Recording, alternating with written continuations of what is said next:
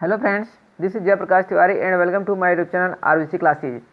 जैसा कि आप स्क्रीन में देख रहे हैं, आज का वीडियो संबंधित है क्लास 10th के लिए साइंस का चैप्टर 1 रासायनिक अभिक्रियाएं एवं रासायनिक समीकरण। हाफ ईयरली एग्जाम हो रहे हैं। इस चैप्टर के जितने भी क्वेश्चन बोर्ड ने अपनी वेबसाइट पर अपलोड किए हैं, इसमें आपको उसके आंसर देने का प्रयास करूँगा। अगर आपको वीडियो पसंद आता है तो अंत तक जरूर देखें और वीडियो को लाइक करके चैनल भी सब्सक्राइब कर लें ताकि आपको आने वाले समय में नोटिफिकेशन मिलता रहे। तो आइए फ्रेंड्स, देर न करते हुए अपने वीडियो को शुरू करते हैं। सबसे पहला क्वेश्चन है, निम्न में कौन सा भौतिक परिवर्तन नहीं है? खोलते पानी से जल वाष्प बनना, तो ये भौतिक परिवर्तन है। एलपीजी का दहन, जब आप गैस को जला दोगे तो फिर मतलब आग लगा के तो फिर उसे दोबारा नहीं प्राप्त कर सकते, इसलिए ये क्या है, भौतिक परिवर्तन है। जल्दी जल्दी मैं आंसर बोलूँगा, इसलिए ज़्यादा एक्सप्लेन नहीं कर पाऊँगा, उसके लिए माफ़ी चाहता हूँ। नेक्स्ट रहेगा, जल का विद्युत अपघटन एक अपघटन अभिक्रिया है। हाइड्रोजन एवं ऑक्सीजन के निकलने का मोल अनुपात रहेगा। फ्रेंड्स, इसमें हाइड्रोजन और ऑक्सीजन बोला है, इसलिए यहाँ पर कंफ्यूज मत होना, 1:2 ना कि 2:1 लगा देना, यहाँ पर ये ध्यान रखना थोड़ा। नेक्स्ट क्वेश्चन पर चलेंगे। निम्न में कौन सा कथन सत्य है? देर समय तक सिल्वर क्लोराइड को सूर्य के प्रकाश में रखने पर वह काला पड़ जाता है, क्योंकि सिल्वर क्लोराइड के विखंडन से सिल्वर क्लोराइड का ऊर्ध्वपातन, सिल्वर क्लोराइड से क्लोरीन गैस, तो फ्रेंड्स सिल्वर क्लोराइड से क्लोरीन गैस निकलती है। जब ये एक क्या है, एक ये प्रकाश अपघटन अभिक्रिया है। सिल्वर क्लोराइड होता है AgCl होता है। जब इसमें सूर्य का प्रकाश पड़ता है तो ये Ag+Cl2 में अपघटित होता है। ठीक है, नेक्स्ट क्वेश्चन की बात करेंगे। नेक्स्ट क्वेश्चन रहेगा, किसी पदार्थ X के विलयन का उपयोग सफेदी करने में किया जाता है, तो किसका उपयोग सफेदी करने में किया जाता है? कैल्शियम ऑक्साइड CaO का उपयोग जो है सफेदी करने में किया जाता है। तो उस पदार्थ का नाम पूछा था, तो CaO है, CaO, और कैल्शियम ऑक्साइड बोलते हैं। क्या बोलते हैं? Calcium oxide. फिर लिखा है कि दिए गए पदार्थ की जल के साथ अभिक्रिया करानी है, मतलब CaO+H2O कराना है, तो क्या बनता है? बुझा हुआ चूना, जिसको बोलते हो CaOH का होल ट्वाइस बनता है। ठीक है, और उष्मा निकलती है, ये है उसकी रिएक्शन। नेक्स्ट क्वेश्चन रहेगा, उष्माक्षेपी एवं उष्माशोषी अभिक्रिया का क्या अर्थ है? उदाहरण दीजिए। अब नाम से ही पता लग रहा है फ्रेंड, उष्माशोषी और उष्माक्षेपी अभिक्रिया। ये वीडियो मैंने पहले अपलोड कर दी है, अगर आपने नहीं देखी है तो देख लें। फिर भी आपको थोड़ा बताना चाहूँगा, उष्माक्षेपी अभिक्रिया क्या होती है। उष्माक्षेपी मतलब जिसमें उष्मा निकलती है। जैसे मान लीजिए ग्रेफाइट है, C+O2 को जब आप जो है क्रिया कराएंगे तो क्या बनेगा? CO2 + 94 किलो कैलोरी उष्मा निकलती है। तो ये क्या है? एक उष्माक्षेपी अभिक्रिया है। अब उष्माशोषी अभिक्रिया क्या होती हैं? वो अभिक्रियाएं जिनमें उष्मा अवशोषित की जाती है। ठीक है, जैसे आप जब नाइट्रोजन और ऑक्सीजन की जब क्रिया कराएंगे तो क्या बनता है? नाइट्रोजन ऑक्साइड बनता है, नाइट्रिक ऑक्साइड इसको बोलते हैं, और इसमें 45 किलो कैलोरी का लॉस होता है इसमें। ठीक है, तो ये भी इसका एक एग्जाम्पल है। नेक्स्ट क्वेश्चन चलेंगे, बहुत ही इंपॉर्टेंट क्वेश्चन है, इन्हीं में से पेपर में आ रहा है। फ्रेंड्स, आपसे कहूँगा कि आप वीडियो को स्किप ना करें और अंत तक जरूर देखें और अपने फ्रेंड्स को भी शेयर करें। नेक्स्ट क्वेश्चन रहेगा, विस्थापन एवं द्विविस्थापन अभिक्रिया में क्या अंतर है? जो विस्थापन अभिक्रिया होती है दो प्रकार की होती है, एकल विस्थापन या द्विविस्थापन बोलते हैं, और एक होती है द्विविस्थापन, एक होती है एकल विस्थापन। तो सबसे पहले एकल विस्थापन आपको बता देते हैं, जिसको हम सिर्फ विस्थापन अभिक्रिया भी बोलते हैं। जैसे Fe है, Fe+CuSO4 है। ठीक है, Fe+CuSO4। ठीक है, जब ये क्रिया करते हैं तो क्या बनता है? Fe+CuSO4, तो FeSO4+Cu बनते हैं। ठीक है, एकल विस्थापन क्या हुआ कि वह अभिक्रिया जिसमें अधिक क्रियाशील तत्व कम क्रियाशील तत्व को उसके यौगिक से उस तत्व के परमाणु को विस्थापित कर स्वयं उसका स्थान ले लेता है। अब यहाँ पर Fe अधिक क्रियाशील है, इसने क्या किया? Cu को हटा दिया CuSO4 से और खुद उसकी जगह आ गया। ऐसी ही द्विविस्थापन अभिक्रिया होती है।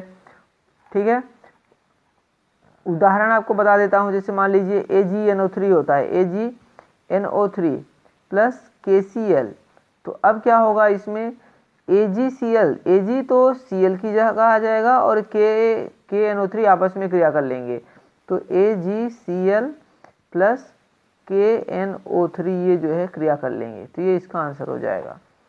नेक्स्ट क्वेश्चन देख रहे होंगे, अवक्षेपण अभिक्रिया से आप क्या समझते हैं?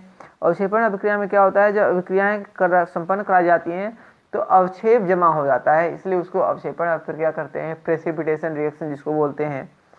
सोडियम को केरोसिन में डुबोकर क्यों रखा जाता है? क्योंकि सोडियम जो है अत्यधिक क्रियाशील होता है, वायु में रखने पर वो जलने लग जाता है, इसलिए सोडियम को जो है पानी में केरोसिन में डुबो करके रखते हैं। फिर है तेल एवं वसायुक्त खाद्य पदार्थों को नाइट्रोजन से प्रभावित क्यों किया जाता है? क्योंकि जो नाइट्रोजन होता है वो अक्रिय होता है, कम क्रियाशील होता है, उसके संपर्क में आने पर जो है वस्तुएं जो है खराब नहीं होती, उसके अंदर से, पैकेट के अंदर से ऑक्सीजन को निकाल दिया जाता है। फ्रेंड, जैसे आप चिप्स की पैकेट खरीदते होंगे तो उसमें आपने देखा होगा कि नाइट्रोजन गैस भर देते हैं, ऑक्सीजन को हटा देते हैं। आप ये मत सोचना कि हवा है वो, क्यों? क्योंकि ऑक्सीजन में नमी रहेगी, वो उसको खराब कर देगा, इसलिए नाइट्रोजन को भर देते हैं और ऑक्सीजन को निकाल देते हैं पैकेट से। यही इसका आंसर रहेगा।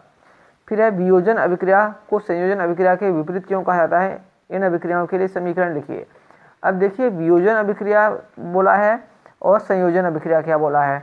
वियोजन अभिक्रिया को ही हम बोलते हैं योगात्मक अभिक्रिया। उदाहरण आपको बता देता हूँ। योगात्मक मतलब जब दो या दो से अधिक जो पदार्थ हैं अभिक्रिया करके एकल पदार्थ बनाते हैं। ध्यान रखना, एकल पदार्थ बनाते हैं। जैसे NH3 है, मान लीजिए अमोनिया जो है क्रिया करता है HCl के साथ क्रिया करता है, तो क्या बनता है? अमोनियम क्लोराइड बनता है, NH4Cl बनता है। तो ये क्या है? ये है एक संयोजन अभिक्रिया, या जिसको हम बोलते हैं योगात्मक अभिक्रिया भी इसको हम बोलते हैं। अब इसकी सेम विपरीत अभिक्रिया, ठीक है, इसका अपोजिट जो होती है वो होती है अपघटन अभिक्रिया जिसको हम बोलते हैं, ठीक है। तो चलिए एक उदाहरण आपको उसका भी दे देता हूँ। जैसे मान लीजिए CaCO3 होता है, CaCO3 होता है जिसको हम बोलते हैं कैल्शियम कार्बोनेट। जब इसका हम अपघटन कराएंगे, ये एक्चुअली उसमें अपघटन होता है इसका, तो ये किस में चेंज होता है? ये होता है CaO में चेंज होता है, CaO और CO2 में चेंज होता है, CaO प्लस CO2 में। तो ये क्या होता है? ये होता है अपघटन अभिक्रिया भी बोलते हैं, वियोजन अभिक्रिया भी बोलते हैं। इसलिए यहाँ पर लिखा हुआ है कि वियोजन अभिक्रिया को संयोजन अभिक्रिया के विपरीत क्यों कहा जाता है, तो यही कारण है। नेक्स्ट क्वेश्चन रहेगा, ऑक्सीजन के योग एवं ह्रास के आधार पर निम्न पदों की व्याख्या कीजिए। ये ऑक्सीकरण मतलब अपचयन और उपचयन, यहाँ पर पहले उपचयन और अपचयन क्या होते हैं? तो जो उपचयन होता है उसको हम बोलते हैं ऑक्सीकरण, और अपचयन जो होता है उसको रिडक्शन इंग्लिश में बोलते हैं, पता ही होगा। अपचयन तो अपचयन ही लिखा हुआ है। तो उपचयन में क्या होता है आपको बता दूं, किसी पदार्थ में ऑक्सीजन का योग होता है, ठीक है, तो उसको हम बोलते हैं ऑक्सीकरण। उदाहरण दे दूं आपको इसका, जैसे मान लीजिए SnCl2 है, SnCl2 है, जब इसकी क्रिया Cl2 से कराई जाती है तो SnCl4 बनता है, ठीक है। तो यहाँ पर क्या हुआ है? ऑक्सीकरण हुआ है। अब बात करते हैं नेक्स्ट, अपचयन क्या होता है? किसी पदार्थ में हाइड्रोजन का संयोग होता है, ठीक है, हाइड्रोजन का संयोग होता है तो उसको हम बोलते हैं अपचयन। जैसे मान लीजिए ZnO है, जब इसकी क्रिया कार्बन से कराएंगे तो क्या होगा? Zn जो है अलग हो जाएगा और CO जो है आपस में संयोग कर लेंगे, तो ये क्या है? एक अपचयन अभिक्रिया है। नेक्स्ट क्वेश्चन की बात करेंगे, संयोजन अभिक्रिया किसे कहते हैं? उदाहरण सहित बताइए। संयोजन अभिक्रिया आपको ऊपर बता दिया हूँ, अगर आपने अच्छे से देख लिया होगा तो पता लग गया होगा। संयोजन अभिक्रिया को ही योगात्मक अभिक्रिया भी कहते हैं। कौन सी अभिक्रिया संयोजन अभिक्रिया के विपरीत है? इस क्रिया का नाम समीकरण लिखिए। बिल्कुल अभी पीछे ही बताया हूँ, संयोजन अभिक्रिया और प्रतिस्थापन अभिक्रिया, अपघटन अभिक्रिया, अपघटन। फिर है रेडॉक्स अभिक्रिया किसे कहते हैं? समीकरण दीजिए। मोस्ट इंपोर्टेंट क्वेश्चन है, रेडॉक्स अभिक्रिया किसे कहते हैं? तो रेडॉक्स अभिक्रिया क्या होती हैं? ऐसी अभिक्रियाएं जिनमें ऑक्सीकरण और अपचयन दोनों एक साथ होते रहते हैं, ठीक है, ऑक्सीकरण तथा अपचयन साथ साथ होते हैं, तो उसको हम बोलते हैं रेडॉक्स अभिक्रिया। चलिए एक रिएक्शन दिखा देते हैं। जैसे मान लीजिए Zn है, Zn प्लस CuSO4, जब ये क्रिया करेंगे तो क्या होगा? तो करेंगे ZnSO4 प्लस Cu बनेगा, ठीक है। Zn जो है SO4 के साथ आ जाएगा और Cu जो है बाहर हो जाएगा, ठीक है। तो यहाँ पर क्या हुआ है कि Zn का ऑक्सीकरण हुआ है, जो Zn है इसका तो ऑक्सीकरण हुआ है, ठीक है, और जो ये आपका ये कॉपर है उसका अपचयन हो गया है। तो यहाँ पर क्या है, ये रेडॉक्स अभिक्रिया। फिर है संक्षारण को परिभाषित कीजिए, संक्षारण को बचाव के 2 उपाय लिखे। तो ये भी अच्छा क्वेश्चन है। संक्षारण बोलते हैं जंग लगना को।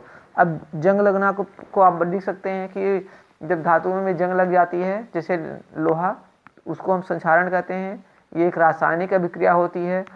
बचाने के उपाय आपको पता ही होगा, वीडियो में पहले बता चुका हूँ कि पेंट लगाते हैं, गैल्वेनीकरण करते हैं, तो यही उपाय होते हैं। नेक्स्ट क्वेश्चन है, लोहे की वस्तुओं को हम पेंट क्यों करते हैं? संक्षारण से बचाने के लिए, जंग से बचाने के लिए पेंट करते हैं। फिर नेक्स्ट क्वेश्चन रहेगा, कोयले का दहन एवं जल का निर्माण संयोजन अभिक्रिया का उदाहरण है। इस अभिक्रिया के लिए रासायनिक समीकरण लिखिए। वैसे यही समीकरण आपको मैं अभी पिछले में बताया हूँ, देख लीजिए, फिर भी बता देता हूँ। क्या है?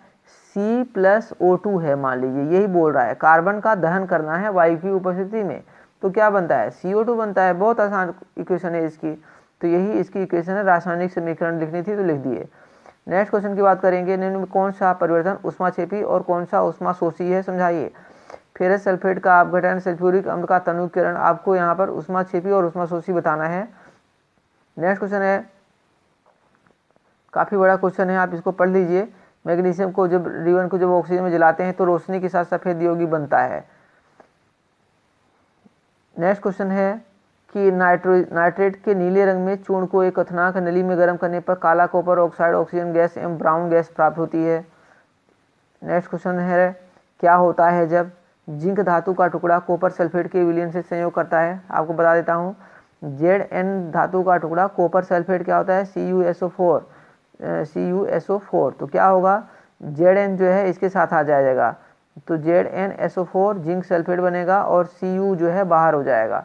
ये इक्वेशन एक ही हो गई। नेक्स्ट इक्वेशन है, एल्यूमिनियम धातु का टुकड़ा तनु हाइड्रोक्लोरिक अम्ल, मतलब एल्यूमिनियम होता है Al, ठीक है। Al का टुकड़ा जो है तनु हाइड्रोक्लोरिक अम्ल मतलब HCl के साथ जब क्रिया करेगा तो क्या होगा? एल्यूमिनियम जो है अधिक क्रियाशील है, हाइड्रोजन को जो है विस्थापित कर देगा, तो क्या बनेगा? AlCl3 बनता है, AlCl3 बनता है, और यहाँ से हाइड्रोजन गैस जो है विस्थापित हो जाएगी, ठीक है फ्रेंड्स। नेक्स्ट क्वेश्चन रहेगा, सिल्वर धातु का एक टुकड़ा कॉपर सल्फेट विलयन में डाला जाता है, क्या बोल रहा है?